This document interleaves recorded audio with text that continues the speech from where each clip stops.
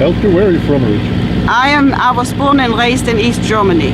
East Germany. So it was East Germany when you were born? It was, well, at that time, the Second World War was on when I was born. It was January 1942. But then when the war was over in May of 1945, the part of Germany that we lived in became Russian territory, and of course communism. That was part of the division. That was a division. Stalin, the Allies, Churchill and Roosevelt. Right. Yeah, the Allies they stopped the war, which was necessary because it was a horrible thing that was happening, and the part of Germany that we lived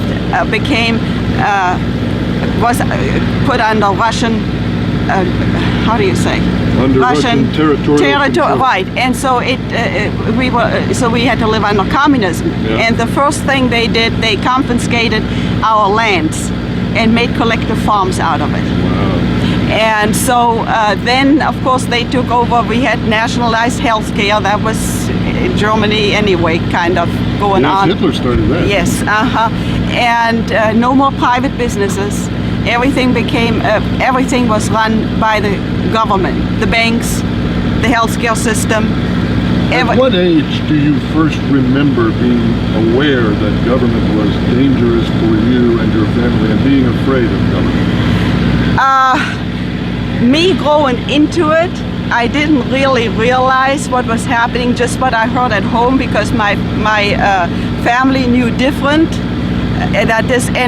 And I guess, make a long story short, my mother, what happened, my father ended up in West Germany and we ended up in East Germany, and my mother would illegally cross the border to go see my father, and she would bring goods back into East Germany and sell them, because under communism you just don't have, there was no bananas, no oranges, you just couldn't get the things that... No meat, most of the time. Right, it was, and everything was rationed.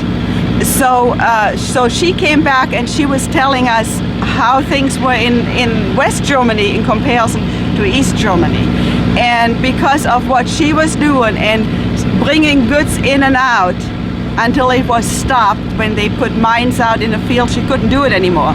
So then my father and my mother got a divorce, but he had to pay money and she had it sent to West Berlin in West German money instead of East German money. So I even would go in and out with her. And that was before the wall, the wall was built. Before 1962. Right. Before the wall was, I think, was it 59 when the wall came out? Right around. Around at that time. We were able to do that. And because of the goods that she brought into East Germany and sold it to some of the officials, we were very fortunate to get a visiting visa to go into West Germany, and then we didn't return. That didn't happen. You performed a service for the officials and they let you get by with what you were doing. Because they wanted those goods. Yes, of course. See, they still, the thing is, the common people they had to give up everything, and the ones that were in power, they still lived very well. Yeah. And another thing they did, they confiscated the guns. And I had it happen in my family. A second cousin of mine, he was trying to hide some of the guns in the backyard, and somebody saw it and they turned him in, and he had to go to prison for 5 years. For trying to keep a gun. Right. So this is what, that's what happens under communism. They take your land, they stop all private businesses, they turn it all into government-run businesses, they confiscate your guns, and you have to think, and that's what we were taught in school. They drummed it into us that communism is the way to live, that's the utopia. I know in Russia, 10% of the population, when you were a child and a young woman, yes, was in mental hospitals because they were judged insane by the state for not believing in communism. That's right. See, did they do that in East Germany as well? Not that I remember, but my parents left first, and I stayed on with my grandparents in East Germany.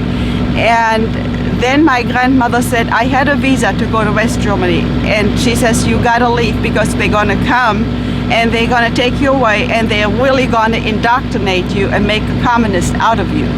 And so I did leave. I was 16 when I got out of East Germany, and then we lived in West Germany for about a year, and because of my father's job, we immigrated to the United States, which was a very happy day. But the happiest day was when I became a citizen. Now, when was that? Well, that was until 1987.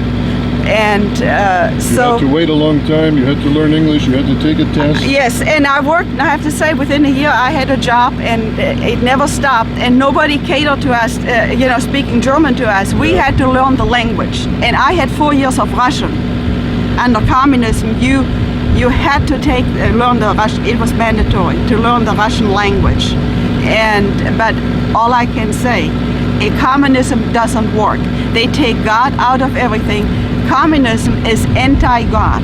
Communism is the state, and if you have God, you serve a higher power than the state. And that's not going to work for them. So they took God out. So there were no churches. On Sunday mornings, they gathered us up and took us in trucks out to the collective farms, and we had to work out there. There was no church service, so we grew up without religious training. And it was just a few years before you were born that Hitler outlawed religious training in school, and in one day in the 1930s, boom, it was gone. It was gone. So, and the same thing happened in East Germany. And what we know, it doesn't work because East Germany, it just about fell apart because everybody was working for the government. And they were putting in their 8 hours. They didn't take the extra mile, and there was no incentive. No spirit of accomplishment. That's right, and that's why when finally the wall came down in '89, and West Germany had to put a lot of money into East Germany to bring it up to their level, and I think even now, after all these years, it's still not there. It was always like day and night. What do Germans say today about Ronald Reagan?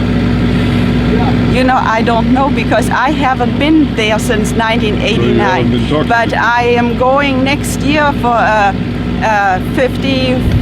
over 50 years class reunion, and I'm going to go what used to be East Germany to meet with all my friends that I went to school with, and I'm going to find out. But I know on one of my visits back in 1987, they thought from what they had heard and everything that like West Germany and especially America was just the land of dreams. I mean, they couldn't even imagine. And so what can I say? Communism doesn't work. We got to fight socialism. We got to fight communism because it will not work. What do you see happening in America that gives you a chill?